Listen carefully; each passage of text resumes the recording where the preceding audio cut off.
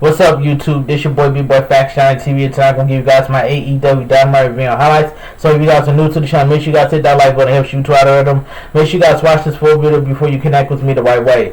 Also follow my social media, my Twitter, my Instagram, my TikTok, and Twitch, and Discord down below in the description. Let's get started. So we're kicking things off with CM Punk and MJF's promo. This was a good promo right here. This promo was fire. From there we hear the familiar sound of Colton personality as CM Punk makes his way out to start things off inside the ring in this week's show in his hometown of Chicago. CM Punk then make his way to the ring as fans continue singing his theme along with the music. It's cold as he enters the ring ready for our opening contest. However, instead of his opponent QT Marshall, the theme for MJF hits, and out comes the Pinnacle leader. MJF then goes on to get on the mic as fans boo and chants, "You know what?" and then shut up at him. He then goes on to talk about it not being nice to be interrupted, referring to CM Punk coming out during his promo segment last week. He goes on to say he won't shut up to the fans, then begins running down memory lane with CM Punk, who he calls Punky Brewster. He talks about the pipe bomb being the only useful thing he's done in his career. He calls him a one-trick pony and then talks about Punk being a straight edge man who looks more like a meth addicted than a sober person. Now he talks about how if he had Punk's face, he would have to down 8 shots of whiskey just to look in the mirror at it. He talks about Punk naming wrestlers during interviews except for MJF that he was interested in facing. He says he can pretend, but in reality, he never mentioned MJF's name because he didn't want none. MJF says has been good on the microphone, but he says that because he was a small fish in a big pond. He says, understand, Punk never wanted to go at it with him on the mic, because he knows MJF would end him quicker than his UFC record ended. He talks about dropping unclear bombs instead of pipe bombs. CM Punk finally gets on the mic and says he just learned MJF's name was Maxwell last week. He says he always thought MJF stood for my jealous fan. He says he never mentioned his name in an interview because he didn't want to feed his ego. He says he's in MJF's head, and it probably has something to do with the fact that he got a poster of Punk on his wall. He says he did something last week that no one in AEW has been able to do. He shut up the great MJF without saying a word. He says he had 7 days to think of good zingers, and he came out here with the lowest hanging fruit. CM Punk tells the fans that MJF thinks he's somebody. He says in reality he's just a less famous version of The Miz. The fans pop huge for that one. Alright. MJF tells the fans to calm down when they chant Miz at him, and then says to Punk that he is nothing more than nostalgia. He says he was a fan of Punk. He not afraid to admit it. He says in the ring on the mic, no one could touch him. He says he was the best, or so he thought. He says ever since he returned, he struggled to beat the easiest of competition. And his struggle to say anything of intriguing. MJF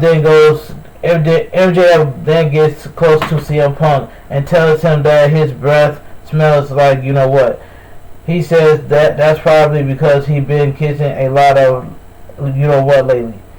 He does an impression of him being a robotic sound person, and Dan says that his hair is turning gray, and his eyes look horrible. When he sleep, he asks what happened to the guy he grew up watching. He says he might as well come out here to preach hustle, loyalty, and respect, referring to John Cena. So MJF did mention John Cena, and CM Punk mentioned The Miz. Triple H, they mentioned Triple H as well too. I heard that promo, but the promo's still fire. But anyway, let me continue. The fans at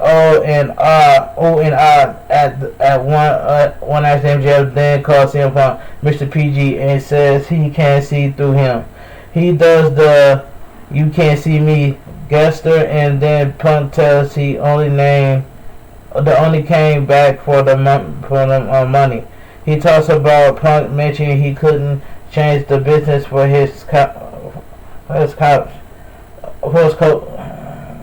Anyway, he asked if Punk was too busy making comic books no one read and movies no one ever saw.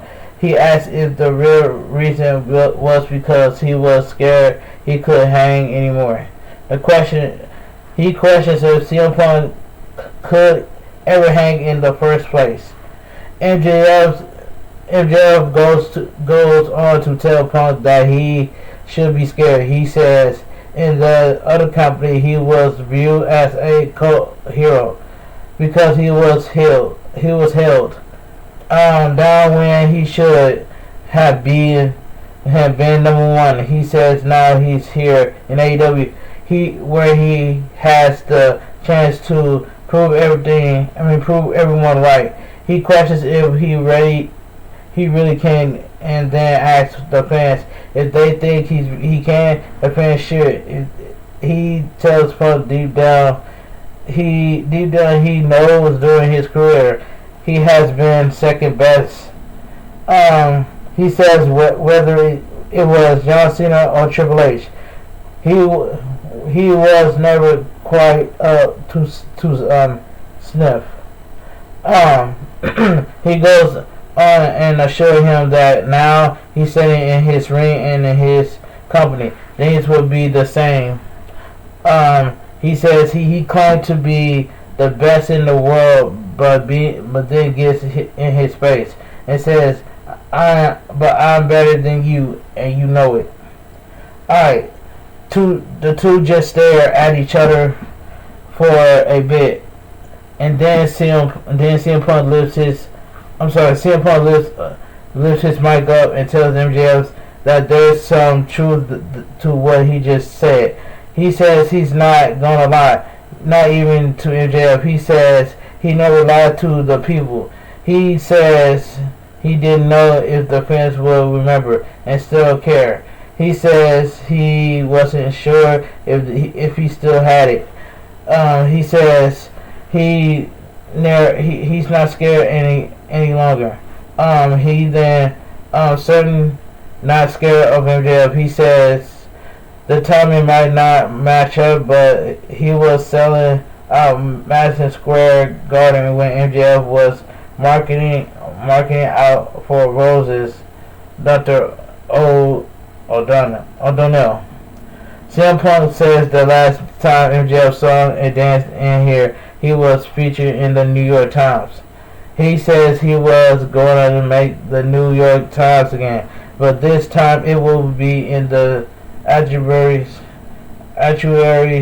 He says he's enrolled himself in a college that his parents couldn't afford tuition to. He says he's got a big mouth too, but he always backs it up. And he says MJF never backs up without help from Wallow, Sean Spears, and FTR. He says he wants to heart and soul of AEW, not him, but Darby Allin. He says that chews MJF up, and he remains him and what when he beat Darby Allin and he didn't need a diamond ring to do it. This was a fire. Well, this was fire. He says, where was I? It says right here. I read this part. He goes on to talk about. He goes on to talk about what MJF thinks of himself and says he doesn't even realize he's been replaced by Britt Baker. He says why MJF thinks he made some exactly points. He talks too much and he says they wasted the fans' time. He says that they call Chicago the second city not because they're second best, but because it was burned to the ground. They just built it back up. He asks who's the man around AEW. It says it's not him because they don't have enough time to wait for Tony Khan to have a daughter for him to marry. Alright, it says now he brings up the last time he was in Chicago and says he gave the fans ice cream bars. He says the only thing he can think of that's better than that is punching him in his middle. You know what? Right now, he takes his shirt off. MJF takes his sport coat off, but then rolls under the bottom rope, and he heads to the back to avoid the fight. The fans boo as he exits, and the commentators call that some pretty strong pro wrestling TV. On that note, we head to a commercial break. Alright, so we get the first match right here. CM Punk versus QT Marshall. This match, so we get CM Punk versus QT Marshall. It says, where is it? It says, where is it? There it is. I read this part already. It says, the winner of the match, CM Punk. CM Punk won the match. This match was good, but too long at the same time. Anyway, it says Tony Schiavone is with Christian Cage and Jurassic Express. They have momentum, and when they feel the way, good things happen. All ranked number one in the tag division. He's gonna make sure they win the AEW tag team titles. Luchasaurus growls. Eddie Kingston is sitting alone at catering, eating a cake. 2.0 Daniel Garcia sit down with him and says he's lost his drive. They throw coffee in his face and a brawl starts. Alright, so we get match card number 2, the Gun Club versus Big Bear. I'm sorry, not Big Bear, Bear Country. Quick tag team match. Gun Club attack Bear Country from behind, but Bear Gorilla pressed Billy to start the match. Fight goes to the outside, and Austin saves Billy, allowing Bear Country to get thrown into the steps. Colton and Bronson throw him the shoulder. Colton hits a Colt 45 and gets the pinfall. The winner of the match, the Gun Club. Alright. So, post-match, I'll come singing to Darby Allin's music. Gun Club charge in the entryway, and Darby runs out the tunnel to shoulder block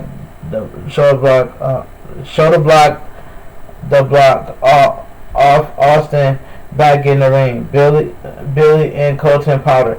There's a promo battle of the belts and Charlotte. Okay, Adam Cole are confronted by the best friends as he and Bobby Fish challenge Orange Cassidy and Wheeler Yuta to a tag match. Alright, so we get Team Taz is in a meeting room with Dante Marshall and Leo Rush. Taz has no idea what Leo is there. He wants Darby. He wants to do his thing. Leo Rush says this is a thing we don't want to be part of.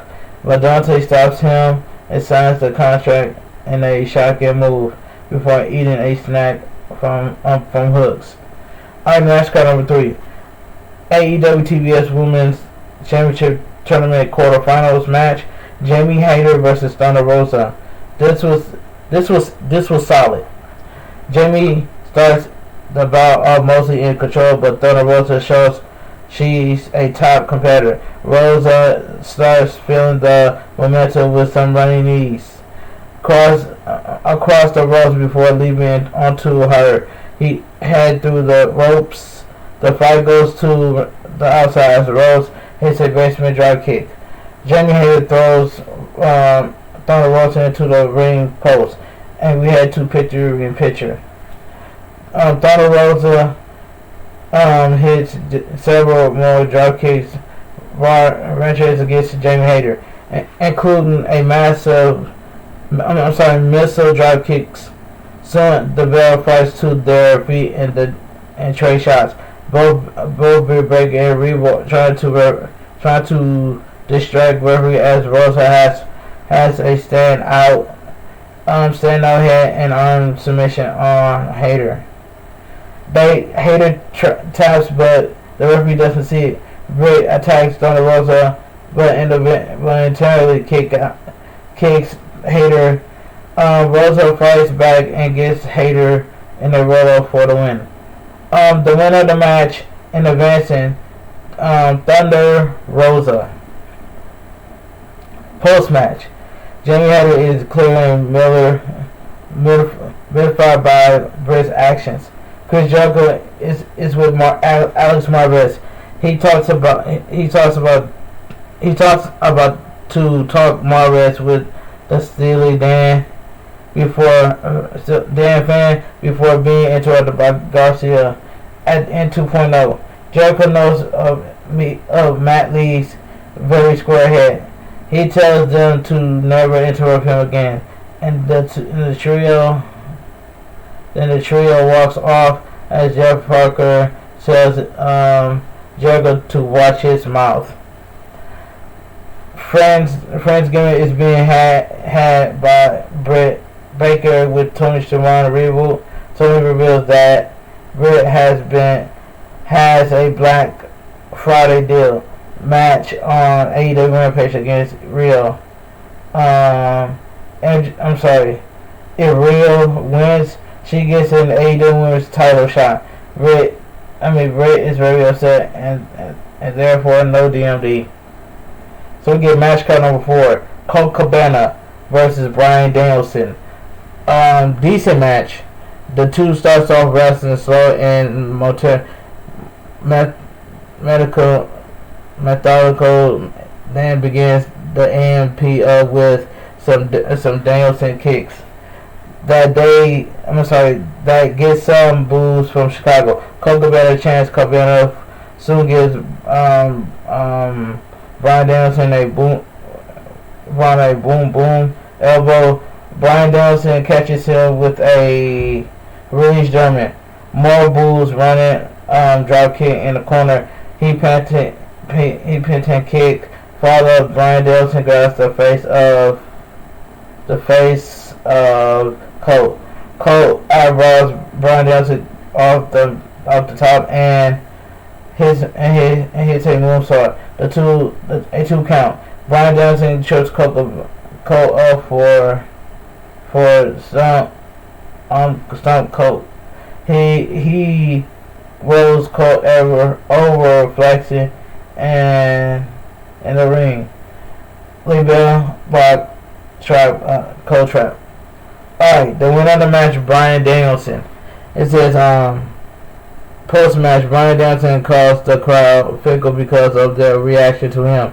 He kicked Colt's teeth out lately. He heard next week they're in Atlanta, and he heard several Dark Order members are from the ATL.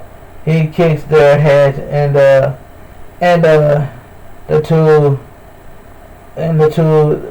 he do the same to Hangman Page. They cause the champs. He comes out and he said Bryan made his point.